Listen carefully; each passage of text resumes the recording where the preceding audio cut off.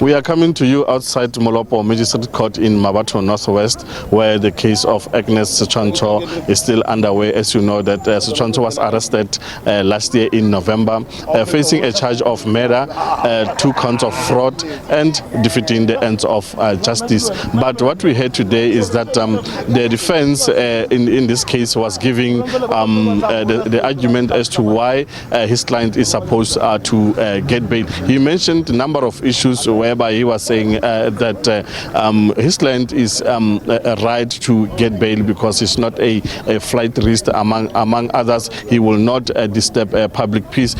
Those are the issues that he raised amongst others. But let's talk to him and to tell us, to summarize to us as to what was his argument based on. Advocate Ntatla Mahlangu, thanks very much for joining us. Today you were making submission that your client should get bail. What was your argument based on?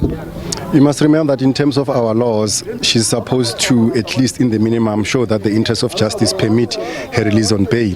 Chief amongst she must show that she's not going to commit any further offences, she's not going to interfere with witnesses or threaten witnesses, she's not going to interfere with police investigations, she's not going to be a flight risk, she will attend her trial, and she's not going to cause public uproar, she's not going to disturb public peace.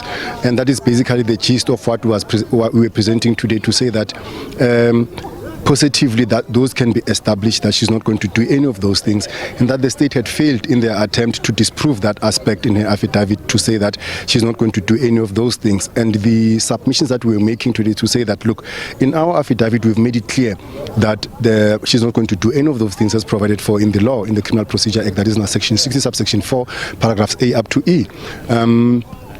What we then tend to deal with was now the opposition from the state as to why they're saying they're opposing this bill. And what we wanted to show this court was simply to say that the state has not placed any shred of evidence to suggest that she's going to interfere with witnesses. What is it that she has done to show that she's going to interfere with witnesses? What is that she has done to show that she's going to flee? What is that she has done to show that she was going to interfere with investigations and so on and so forth? That was the basis of our arguments, of our submissions today. You kept on referring to her health condition.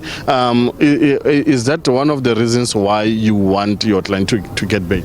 And you'll remember that in our initial application where it said that she suffers from type 2 diabetes and she also has hypertension.